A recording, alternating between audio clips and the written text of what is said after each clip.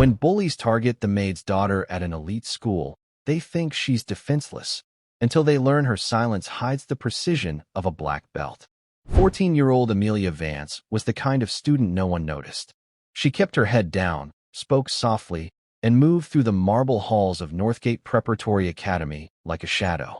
To most, she was just the maid's daughter, quiet, harmless, forgettable. But what no one saw was the strength behind that silence. Amelia was a black belt in karate, trained by her late grandfather, Sergeant Major Daniel Peterson, a war hero who taught her that true power lives in restraint. So when a group of privileged bullies mocked her mother and crossed the line from arrogance to cruelty, Amelia didn't raise her voice. She stood her ground. And what started as a moment of humiliation ended as a lesson in respect. This is the story of how a maid's daughter and a soldier's granddaughter reminded a school built on power what true honor really means. And before I forget, where are you watching from today? Leave a comment below. We love seeing how far these stories reach. Enjoy the story. The quietest girl in the hallway carried the loudest legacy. 14-year-old Amelia Vance moved through Northgate Preparatory Academy like a whisper. Her silence was not shyness, but a shield, and no one knew it was forged by a legend. The morning sun, pale and thin, struggled to warm the polished floors of Northgate Prep.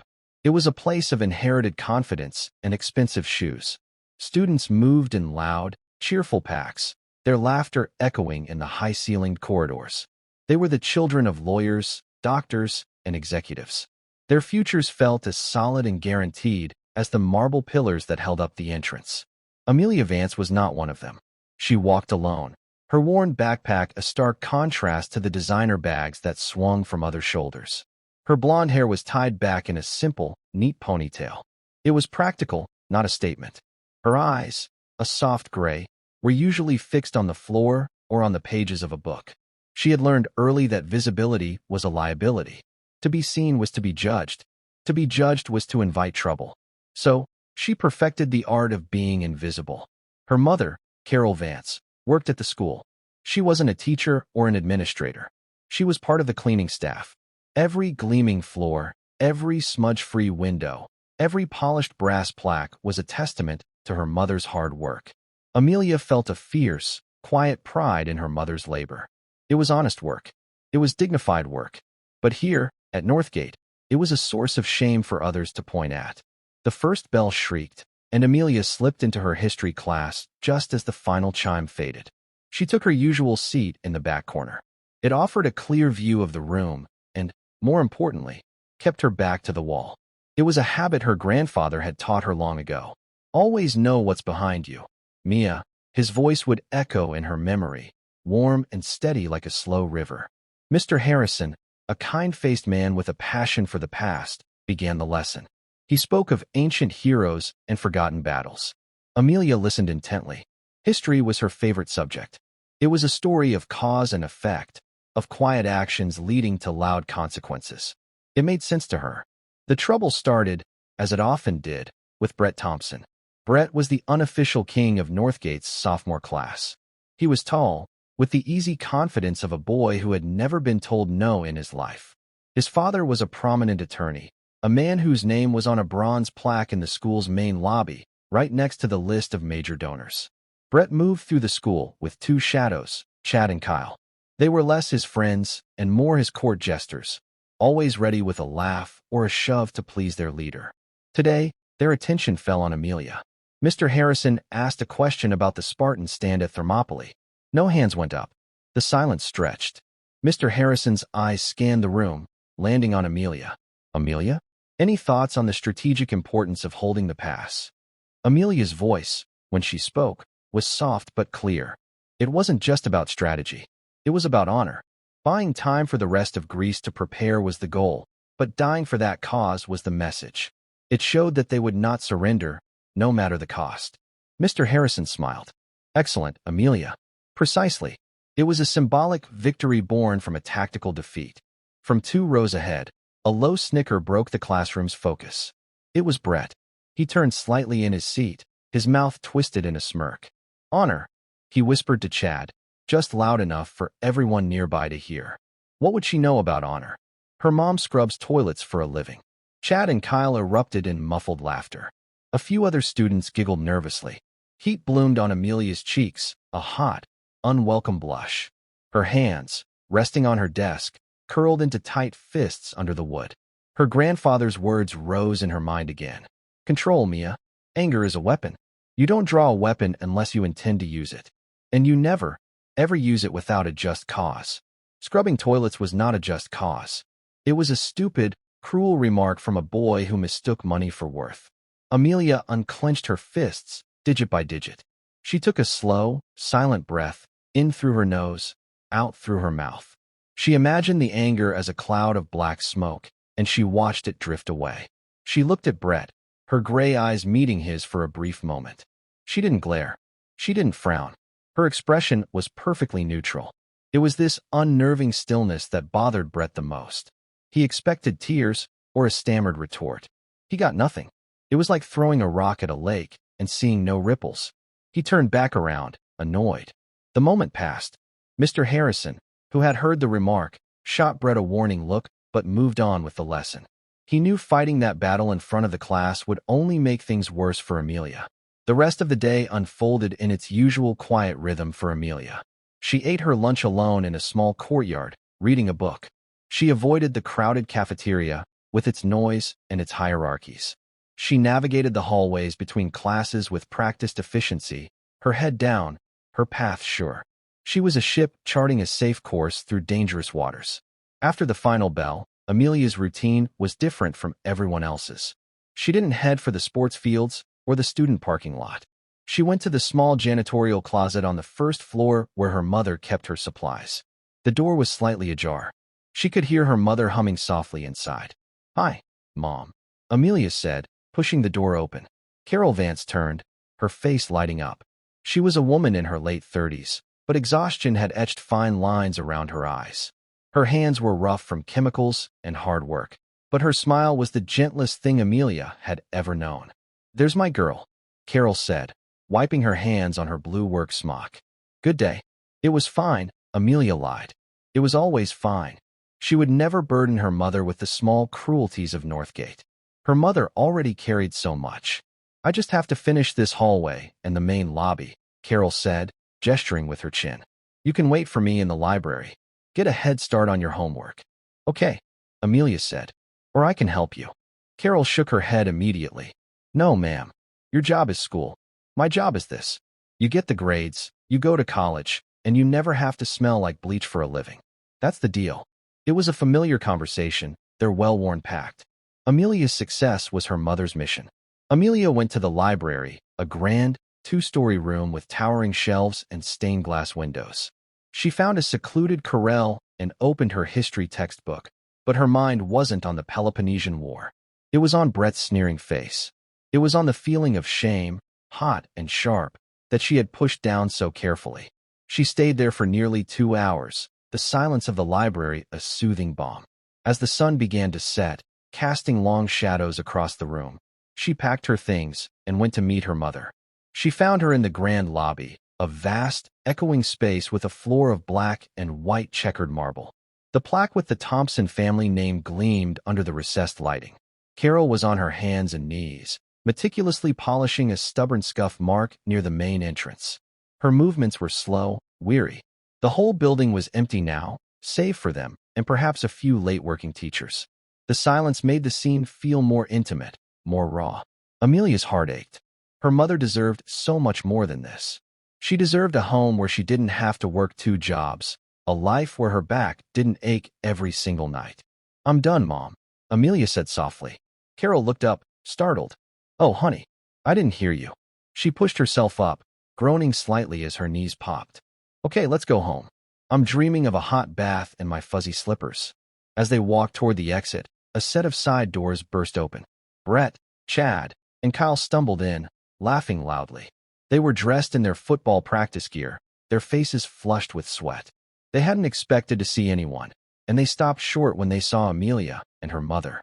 Brett's eyes raked over Carol's work smock, her bucket of dirty water, her tired face. His smirk returned. Well, he said, his voice dripping with condescension. "Look what we have here.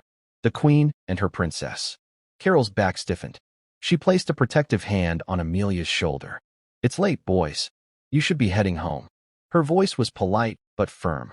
She had dealt with entitled boys like this her whole life. "We were just leaving," Chad said, nudging Brett. He seemed uncomfortable, but Brett was enjoying himself. He took a step closer, looking down at the floor Carol had just finished polishing.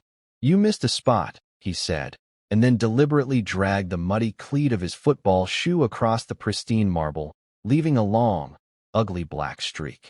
Kyle snickered. Chad looked at the floor, then at Amelia, and said nothing. Carol's face tightened, but she didn't say a word. She knew that reacting would only escalate the situation. It was a lesson learned through years of quiet servitude. You swallow your pride. You do the job. You go home. But Amelia was not her mother.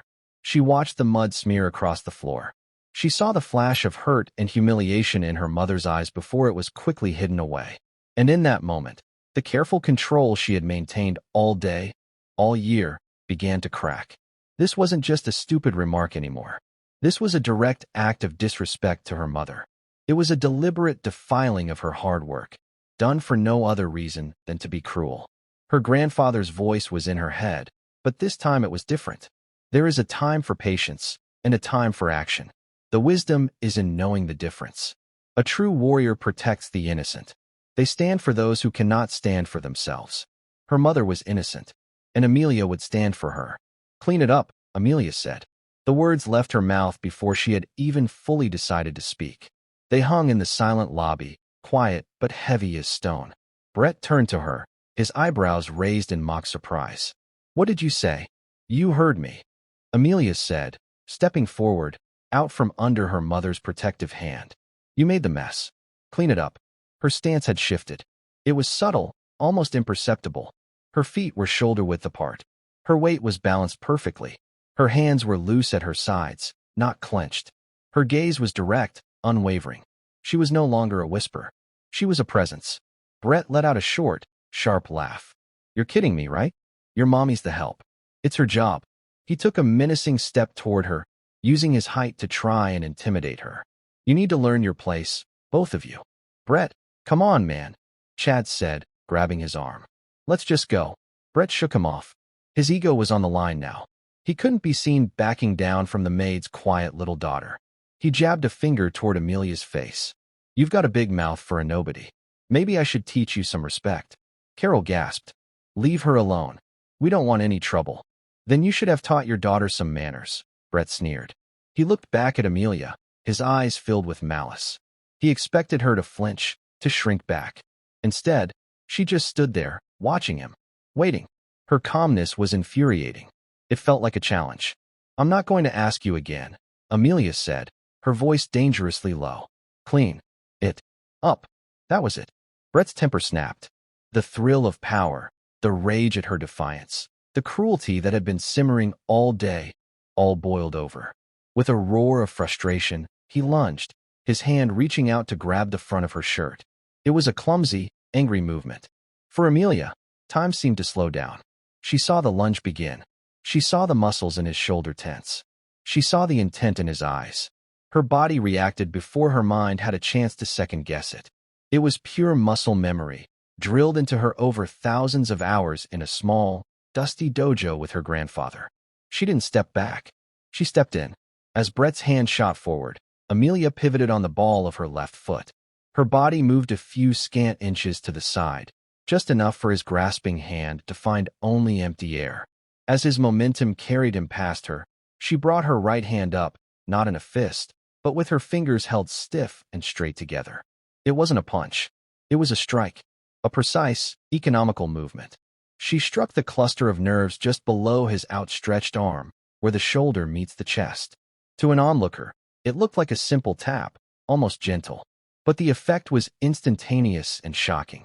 A jolt of pure, electric pain shot down Brett's arm. His fingers went numb. His arm went completely limp, useless at his side. A strangled grunt escaped his lips, a sound of profound surprise and agony. His forward momentum, now completely unchecked, sent him stumbling sideways. He tripped over his own feet and crashed heavily onto the marble floor he had just defiled. He landed with a loud, hollow thud that echoed through the vast lobby. Silence. Absolute, ringing silence. Chad and Kyle stared, their mouths hanging open. They had seen Brett get into fights before. He always won. He was big, strong, and aggressive. They had never seen him taken down. They certainly had never seen him taken down with a single touch by a 14-year-old girl who weighed half what he did. Carol stood frozen, her hand over her mouth, her eyes wide with a mixture of terror and utter disbelief. She looked from the gasping, whimpering boy on the floor to her own daughter. She was looking at Amelia, but it was as if she was seeing a stranger. Amelia stood perfectly still, her breathing even, her expression calm. She looked down at Brett, who was now clutching his arm, his face pale with shock and pain. "I believe you dropped this," she said, her voice perfectly level, gesturing to the rag that had fallen from her mother's hand. Then she turned her gaze to Chad and Kyle. They both flinched and took an involuntary step back, raising their hands as if to ward her off. They looked at her not as the quiet maid's daughter, but as something else entirely, something they couldn't understand and didn't want to challenge. The moment stretched on, thick with tension and confusion. The king of Northgate Prep was lying on the floor, defeated. His court jesters were terrified, and the ghost of the hallways had just shown them all that she was very, very real. The story of what happened next would depend on who you asked. But for Amelia, it was simple. A line had been crossed, and she had held it. Amelia did not feel the surge of adrenaline she expected. There was no triumph, no satisfaction. There was only a cold, quiet certainty, the same feeling she got when she perfectly executed a difficult kata. It was the feeling of a problem being resolved through precise application of a principle. The principle, in this case, was one her grandfather had repeated until it was part of her DNA. The purpose of your strength is not to win fights. It is to end them. Brett was still on the floor, trying to push himself up with his good arm. His face was a mask of confusion. The pain was real, a deep, throbbing ache, but it was the humiliation that truly crippled him.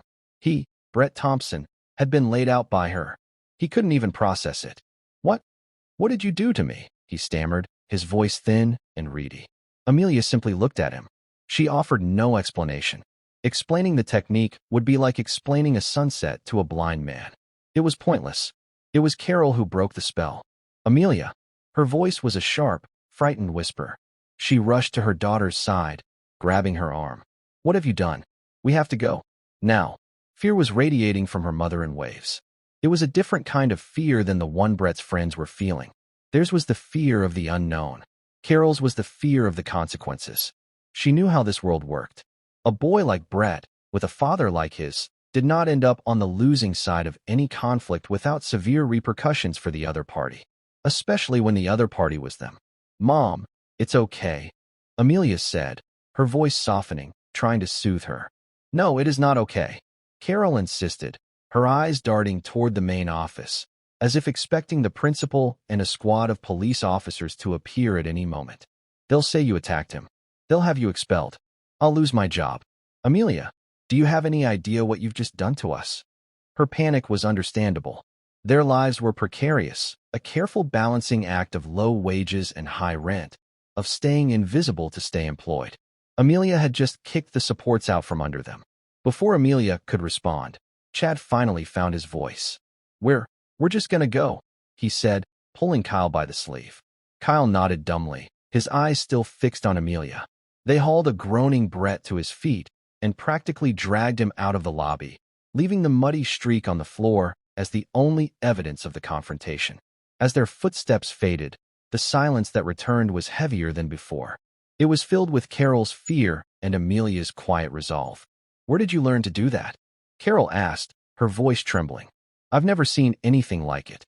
Amelia looked at her mother, at the woman who thought she knew everything about her daughter. "Grandpa taught me," she said simply. The name hung in the air between them. Sergeant Major Daniel Peterson, Carol's father, Amelia's grandfather, a man who had been more of a myth than a memory for most of Amelia's life, gone before she was old enough to truly know him, but present in every lesson, every stance, every breath of her training. Carol's face paled. "Your grandfather, he taught you his fighting." "He called it a discipline," Amelia corrected gently. "He said it was about control, about peace." "Peace." Carol's voice rose, bordering on hysterical. "This doesn't look like peace, Amelia. This looks like a disaster. His father is a trustee of this school." They took the bus home in a strained silence. Carol stared out the window, her hands clenched in her lap.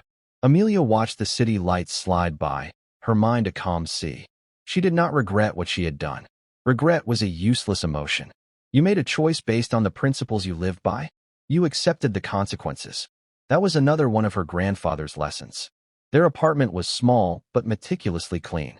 It smelled of lemon polish and the lavender soap Carol loved. On a small table in the living room sat a single, framed photograph. It was of a man in a crisp military uniform, his chest adorned with ribbons.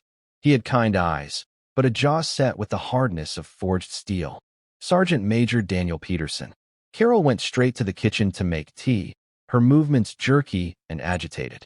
Amelia went to her room and slid a wooden box out from under her bed. Inside, nestled on a bed of worn velvet, was a black belt. It was frayed at the edges, the cotton softened with age and sweat. It had been her grandfather's. Next to it were his dog tags and a folded American flag. This was her inheritance, not money or property, but a legacy of honor, duty, and the quiet strength to uphold them. She took out the belt and tied it around the waist of her simple jeans and t-shirt. She stood in the center of her small room and began to move. She started with the first kata, the one he had taught her when she was just 6 years old. Heian Shodan, the way of peace, first level. Her movements were fluid, precise. Each block, each strike, each step was performed with an economy of motion that belied her age. This was her church. This was her meditation. The frantic energy of the day, her mother's fear, Brett's sneering face, it all faded away, replaced by the familiar rhythm of the form. She wasn't fighting an imaginary opponent. She was mastering herself. Her breathing, her balance, her focus. She remembered her grandfather's dusty garage, which he had converted into a small dojo. The smell of old wood and canvas. His large, calloused hands correcting her stance. His voice, a low rumble, explaining the philosophy behind each movement. "Karate is not about hurting people, Mia," he told her, kneeling down to look her in the eye. "It's the opposite. It's about being so strong, so disciplined, that you never have to hurt anyone. You can walk away. You can de-escalate. You can protect. But you must always, always be ready to stand your ground when a line is crossed. The trick is knowing where that line is." Tonight, Brett Thompson had drawn a line in the mud on that polished marble floor. Amelia finished her katas and felt a sense of peace settle over her. The decision had been correct. The execution had been clean. Now came the consequences. The phone call came the next morning, just as Amelia was getting ready for school. It was a Saturday, but the summons was immediate. Principal Thompson, no relation to Brett, a fact that provided a small, ironic mercy, wanted to see them in his office at 10:00 sharp. Brett and his father would be there. Carol's face was ashen. "I should call in sick for you," she whispered. "We could just not go." "We have to go, Mom," Amelia said. "Running won't fix it." "Fix it? Amelia, there's no fixing this. We're going to be crucified." Amelia put on a clean, simple dress. She brushed her hair until it shone. She projected an aura of calm she didn't entirely feel, doing it more for her mother's sake than her own. As they were about to leave, she paused at the small table and looked at her grandfather's picture. She straightened the frame slightly. It felt like a silent prayer. Northgate Preparatory Academy was even more intimidating on a weekend. It was empty and silent, their footsteps echoing unnaturally in the halls. The principal's office was on the second floor, a large room with mahogany walls and leather chairs. Principal Thompson was a tall, harried-looking man who seemed perpetually caught between pleasing wealthy parents and actually running a school. He sat behind a large, imposing desk. In the chairs opposite him sat Brett and his father, Mr. Charles Thompson. Mr. Thompson was exactly what Amelia had expected: expensive suit, perfect hair, and an expression of supreme arrogance. He looked like a man who had never lost an argument, primarily because he paid to make sure he never had to have one. Brett sat beside him, his arm in a sling, a pouting, petulant look on his face. He refused to look at Amelia. "Mrs. Vance, Amelia," the principal began, his voice strained. "Thank you for coming. I'm sure you understand the gravity of this situation. My son was violently assaulted by this girl." Mr. Thompson cut in, his voice a smooth, dangerous weapon. He didn't even bother to look at Carol or Amelia, addressing the principal directly as if they weren't in the room. Unprovoked, he has a severe brachial plexus injury. The doctor said he was lucky it wasn't permanent nerve damage. I want her expelled, and I want criminal charges pressed. Carol gasped, her hand flying to her chest. Charges? It was a misunderstanding. The boys were just playing around. She was already trying to smooth things over, to minimize, to placate. Playing around? Mr. Thompson finally turned his cold eyes on her. My son is an athlete. He has scholarship prospects. This delinquent, he waved a dismissive hand toward Amelia, could have ruined his future. For what? Because he scuffed your precious floor? He threatened my daughter, Carol said, a spark of defiance flashing in her eyes. He insulted us. Words, Mr. Thompson scoffed. In response, she crippled him. The school's liability here is enormous, Principal. You have a violent student on your hands, a threat to the safety of others. What do you intend to do about it? His threat was clear.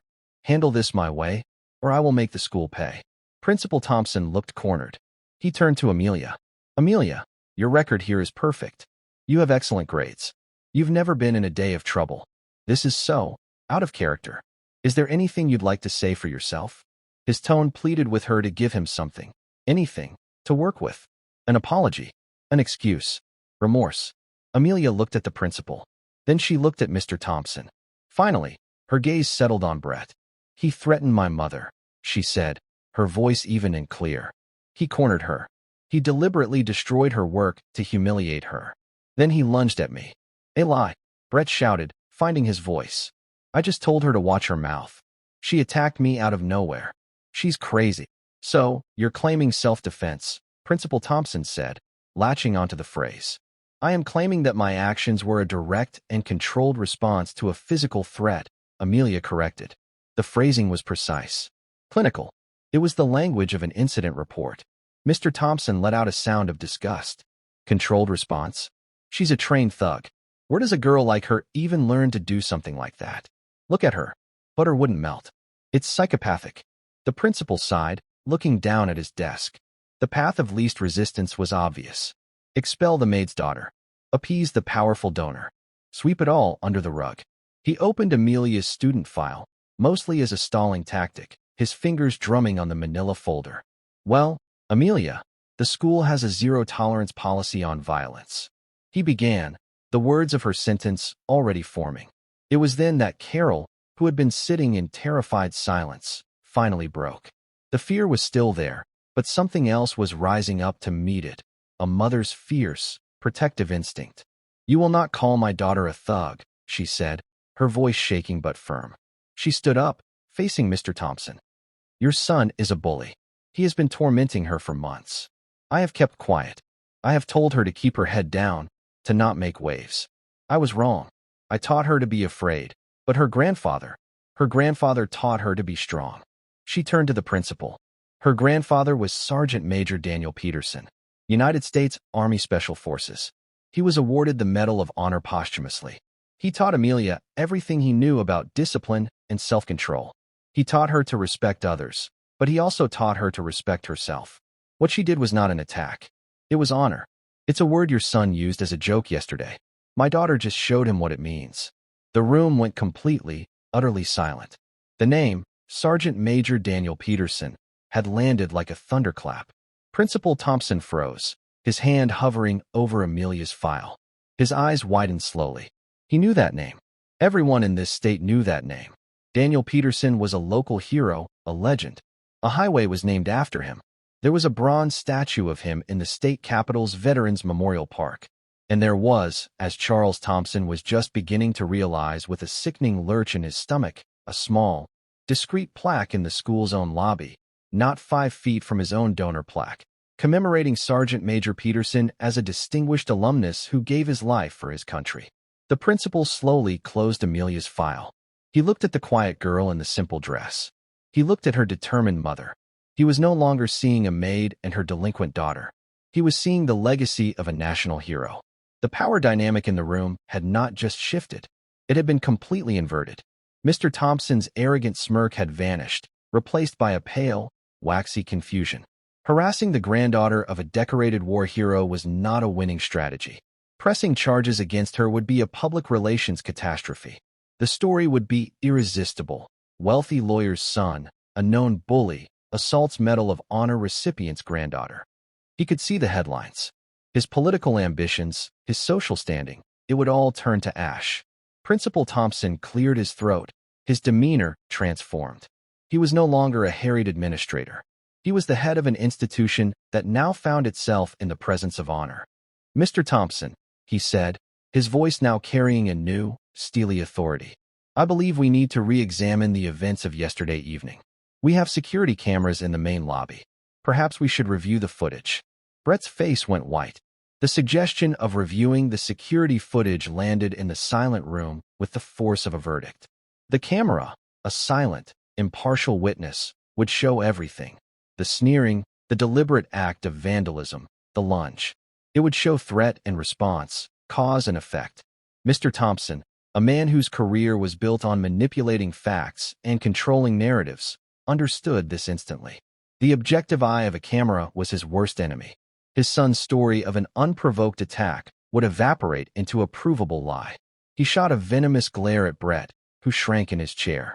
The boy's face, already pale, was now tinged with a sickly green. He knew what the camera would show. He knew he was caught. Mr. Thompson's posture changed.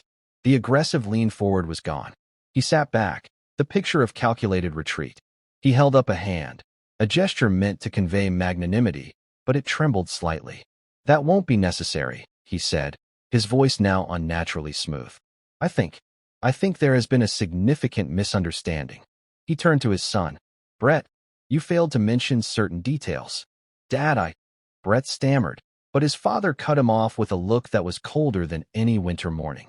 "This is a teachable moment," Mr. Thompson announced to the room, though he was clearly speaking for his own benefit, crafting a new, more palatable version of events. "My son, in a moment of youthful indiscretion, behaved poorly. He was disrespectful.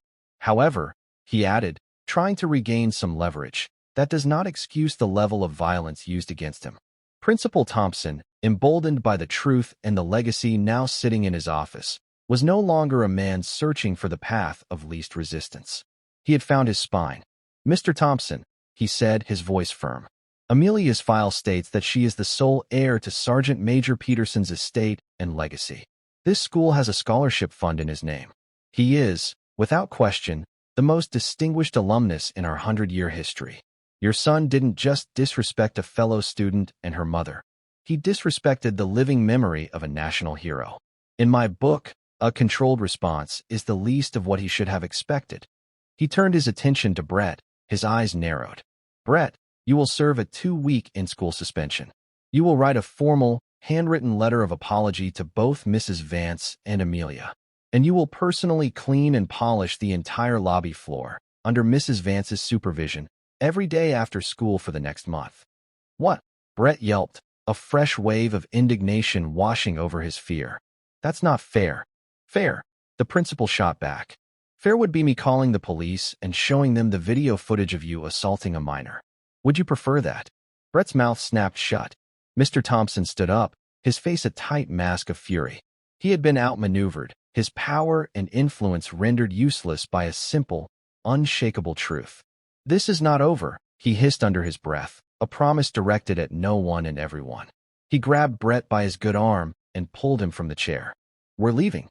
They stormed out of the office, the door clicking shut behind them, leaving a profound and ringing silence in their wake. For a long moment, no one moved. Then, Principal Thompson let out a long, slow breath he seemed to have been holding all morning. He looked at Carol and Amelia, his expression a mixture of awe and apology. "Mrs. Vance, Amelia, on behalf of Northgate Preparatory Academy, I am profoundly sorry. For what you have endured, for my own hesitation, for all of it. Your grandfather was a great man. It is clear his legacy is in strong, capable hands." He looked at Amelia with a newfound respect. "Amelia, any disciplinary action against you is, of course, dropped. Please, let me know if you or your mother experience any further trouble from anyone. My door is always open." Carol, who had been standing rigid this whole time, finally seemed to wilt with relief. Tears welled in her eyes as she sank back into her chair. "Thank you," she whispered. "Thank you." Amelia simply nodded, her expression unreadable. She felt a quiet sense of justice, but it was muted. This victory felt complicated. She had not wanted this attention. She had not wanted her grandfather's name to be used as a shield. His legacy was something sacred, private. Now it was a public spectacle, a weapon in a war she never wanted to fight.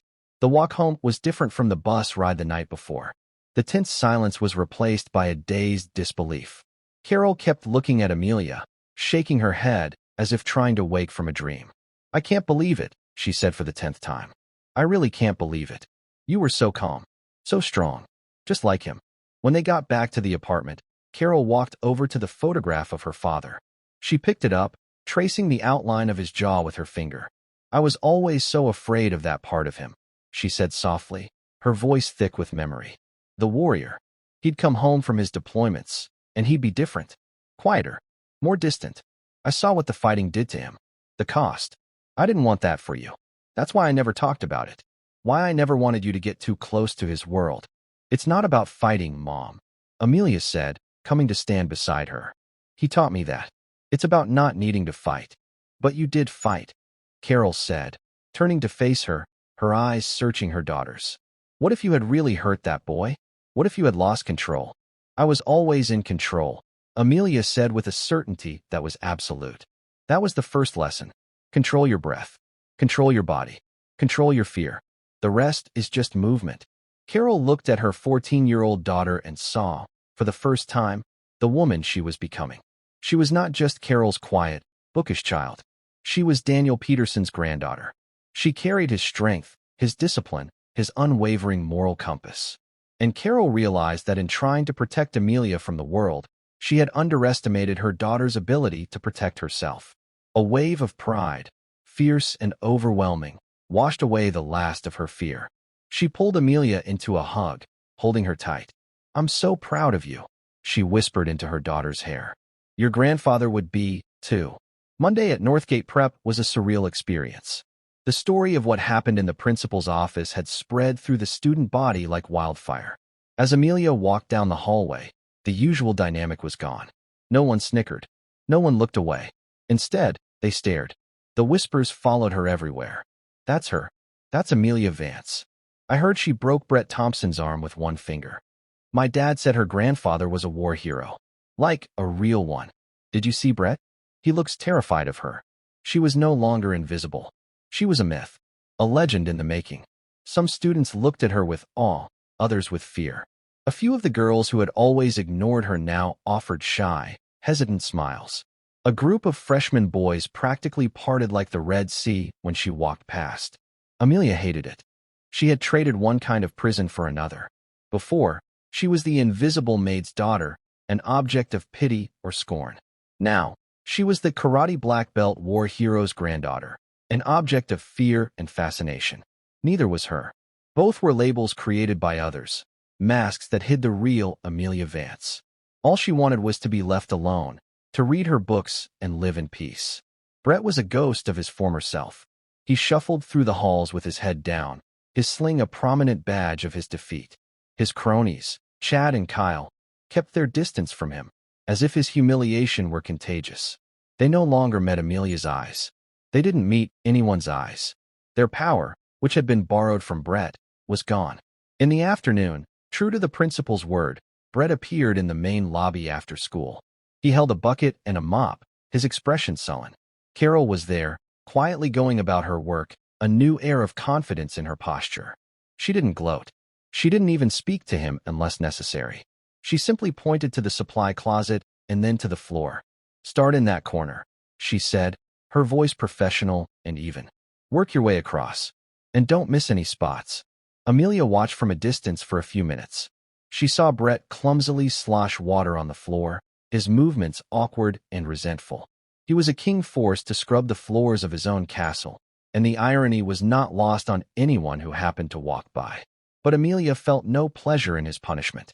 It was just another consequence. A logical outcome. The real trouble, she suspected, had not yet begun. Mr. Thompson was not a man who would accept public humiliation. He was a snake, and snakes do not forget. They retreat into the grass, wait, and choose a better moment to strike. Her suspicion proved correct a week later.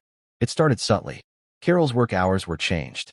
She was moved from the day shift to the late-night shift, from 10 p.m. to 6 a.m. The official reason given by the contracting company was staffing reorganization. It meant Carol now had to take 2 buses late at night and come home exhausted just as Amelia was waking up. They barely saw each other. Then, a complaint was filed. An anonymous report about Carol leaving cleaning chemicals unsecured. It was a baseless accusation. Carol was obsessively careful, but it resulted in a formal write-up in her file. One more write-up, she was told, and she would be terminated. Amelia knew, with a certainty that settled like a cold stone in her stomach, that this was the work of Charles Thompson. He couldn't attack Amelia directly. Her grandfather's name was a shield. So he was attacking the person she had defended, her mother. He was coming at her from the side, through back channels and anonymous complaints, using his money and influence to squeeze them, to make their lives miserable until they broke. It was a more sophisticated form of bullying, but it was bullying all the same. And it was far more dangerous than a clumsy lunge in a hallway. One evening, Amelia found her mother slumped at the kitchen table, her head in her hands, a letter from their landlord on the table in front of her. "What is it, Mom?" Amelia asked, her heart sinking. "The rent," Carol said, her voice muffled. "They're raising it. 30%. Effective next month. They say it's market rate adjustments." Amelia picked up the letter. The building was owned by a large property management corporation. A corporation she was sure, with a little digging, would have Charles Thompson on its board of directors. "We can't afford this," Carol whispered, her voice cracking. "With my hours cut back, we can't afford this. We're going to be evicted, Amelia." There it was. The snake's final strike. Not a direct attack, but a slow, methodical strangulation. He was taking away her mother's job, their home, their stability. He was going to push them out of Northgate, out of the city, ruin them quietly and legally. Amelia looked at her mother's defeated face. She saw the despair in her eyes. The same woman who had found her voice in the principal's office was now being silenced by the crushing weight of money and power. And Amelia felt something she had not felt in the lobby that day. Not the cold certainty of a warrior. Not the calm focus of a disciplined mind. She felt anger. A deep, slow-burning rage. It was the righteous anger her grandfather had warned her about. The kind that demanded action. The kind that could be a weapon if you let it. "You don't draw a weapon unless you intend to use it," his voice echoed in her mind. She took a slow, deliberate breath. In through the nose, out through the mouth. She controlled the anger, packed it down, forged it from a raging fire into a single, sharp point of steel. This was no longer about a scuffed floor or a schoolyard bully. This was about justice. This was about survival. Charles Thompson had crossed a line, and Amelia Vance was going to make him wish he never had. She went to her room and opened the wooden box under her bed. She took out her grandfather's dog tags and slipped the chain over her head. The cool metal felt heavy against her chest, a tangible link to the man who had prepared her for this moment her entire life. She didn't know how she was going to fight a man like Charles Thompson. He didn't operate in a world of physical threats. His weapons were contracts, lawyers, and loopholes. She couldn't strike her way out of a lease agreement. She couldn't block a pink slip. But her grandfather had taught her more than just karate. He had taught her strategy. He had taught her to study her opponent, to find their weaknesses, to use their own strength against them. Men like Charles Thompson, she reasoned, had one primary weakness: their reputation. Their public image was everything. They built a fortress of respectability around themselves to hide the dirty work they did in the shadows. To defeat him, she would have to tear down that fortress. She would have to bring his actions out of the shadows and into the light. She didn't have money or lawyers, but she had a story, and she had the name of a hero to make people listen. The next day, she didn't go to school. She told her mother she was feeling sick. Once Carol had left for her new, grueling shift, Amelia sat down at their small kitchen table with a notebook and a pen. She began to write. She wrote down everything that had happened, starting with Brett's first snide comment in history class. She described the constant, low-level harassment. She detailed the scene in the lobby, the mud on the floor, the threat, her response. She wrote about the meeting in the principal's office, about Mr. Thompson's initial rage and his sudden, calculated retreat when her grandfather's name was mentioned. Then she documented the aftermath. Her mother's changed hours. The bogus complaint. The sudden, impossible rent hike. She connected the dots, drawing a clear, undeniable line from the Thompsons' public humiliation to their secret, vicious revenge. She wrote for hours, her language simple, clear, and brutally honest. She didn't embellish. She didn't overdramatize. She just told the truth. The story was powerful enough on its own. When she was done, she had a 10-page, handwritten account. It was a witness statement, a declaration. It was her weapon. Now she had to figure out how to use it. She thought about going to the principal, but his power was limited to the school grounds. This battle was bigger than that. She thought about going to the police, but what was the crime? Corporate retaliation and predatory landlord practices were scummy, but not illegal. She needed a bigger arena, a court of public opinion. She remembered a local news reporter, a woman named Susan Miller, who had done a big story a few years back on the dedication of the Sergeant Major Peterson Memorial Highway. She had interviewed veterans who had served with him. She had spoken with deep respect for his legacy. Susan Miller, Amelia thought, might be someone who would listen. Finding her was easy. A quick search on the library computer brought up her email address at the local TV station. Amelia took her handwritten pages and typed them into an email. She read it over and over, checking for any errors. Her finger hovered over the send button for a long time. This was the point of no return. Once she sent this, the war with Charles Thompson would be declared openly. Their lives would be turned upside down. There was no telling how he would react. She looked at the picture of her grandfather on the table. She saw the kindness in his eyes, but also the resolve. Courage is not the absence of fear, Mia, he used to say. It's being afraid and doing the right thing anyway. She clicked send. The reply came less than an hour later. Subject: the granddaughter of Sergeant Major Daniel Peterson. Dear Amelia, I remember your grandfather well. I would be honored to hear your story. Can you and your mother meet me tomorrow? Sincerely, Susan Miller. The battle was joined. The meeting took place in a small, quiet coffee shop far from Northgate. Susan Miller was a woman in her 50s with sharp, intelligent eyes that missed nothing. She listened to their story without interruption, her pen gliding across her notepad. Carol, nervous at first, found her voice as she described the subtle campaign of harassment, the fear of losing her job, and the terror of the eviction notice. Amelia sat quietly beside her, a pillar of calm, answering Susan's occasional questions with direct, factual clarity. She provided copies of the rent increase notice and the work complaint. When they were finished, Susan put her pen down. She looked from Carol's worried face to Amelia's steady gaze. Charles Thompson is a powerful man, Susan said, her voice grave. He's connected all over this city. When this story airs, he will fight back. He will try to discredit you. Are you prepared for that? It was Carol who answered, her voice trembling but resolute. We have nothing left to lose. He's already trying to take everything. All we have left is the truth. Susan Miller nodded slowly. The truth, she said, a glimmer of steel in her eyes, and the name of Sergeant Major Daniel Peterson. Mr. Thompson picked a fight with the wrong family. The story aired 3 days later on the 6 o'clock news. It was the lead segment. It began with the heroic, formal portrait of Sergeant Major Peterson, his chest full of medals. Then, it cut to an image of the eviction notice. Susan Miller's narration was devastating in its simplicity. She laid out the facts, one by one. The bullying, the confrontation, the meeting in the principal's office, and the sudden, crippling retaliation against the hero's family. She interviewed a shell-shocked Principal Thompson, who confirmed the events at the school. She interviewed the head of a local veterans association, who expressed his outrage. She showed the Thompson donor plaque in the lobby, contrasting it with the humble plaque for Amelia's grandfather. The story was an explosion. Charles Thompson had built his world in the protected corridors of wealth and influence. Amelia, with Susan Miller's help, had just dragged him into the court of public opinion, and the verdict was instantaneous and brutal. The fallout was immediate. The TV station was flooded with calls. Veterans groups organized a protest outside Thompson's law firm. The firm's other partners, horrified by the scandal, held an emergency meeting and parted ways with him by the next morning. The board of the property management company that owned Amelia's building issued a public apology, fired the building manager who signed the rent increase, and offered Carol a new 1-year lease at their current rate. At Northgate, The Board of Trustees convened.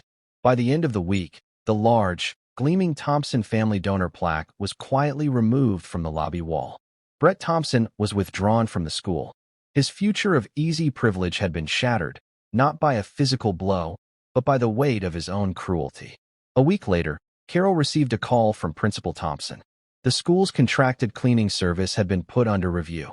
The board had created a new, salaried position for a facilities coordinator, and they were offering it to her. It came with better pay, regular daytime hours, and health benefits. That evening, the apartment was quiet. The fear that had lived with them for so long was finally gone, replaced by a sense of profound, exhausted peace. Amelia stood in the lobby of the now empty school, waiting for her mother to finish her last shift as a cleaner. She looked at the polished marble floor, no longer a symbol of her mother's servitude, but a testament to her resilience. She walked over to the wall where her grandfather's plaque hung. It was small and understated, but it seemed to shine brighter now that the gaudy one next to it was gone. She heard footsteps and turned to see her mother approaching, not in her blue work smock, but in her regular coat, holding a simple cardboard box with her personal effects from the janitor's closet. Carol stopped beside her, and they both looked at the plaque. "He would be so proud, Mia," Carol said, her voice soft. Amelia reached up and touched the cool metal of the dog tags under her shirt. She had faced down a bully, but she had defeated a tyrant without throwing a single punch. Her grandfather had taught her how to fight, but he had also taught her that the greatest battles are won not with the fists, but with the mind and the heart. He had given her a legacy not of violence, but of unwavering honor. Standing there, in the quiet hall, she was no longer the invisible maid's daughter or the feared karate prodigy. She was Amelia Vance, and for the first time, in the silence, she felt truly seen. And that's where we'll end the story for now. Whenever I share one of these, I hope it gives you a chance to step out of the everyday and just drift for a bit. I'd love to know what you were doing while listening. Maybe relaxing after work, on a late-night drive, or just winding down. Drop a line in the comments. I really do read them all. And if you want to make sure we cross paths again, hitting like and subscribing makes a huge difference. We are always trying to improve our stories, so feel free to also drop your feedback in the comment section below. Thanks for spending this time with me.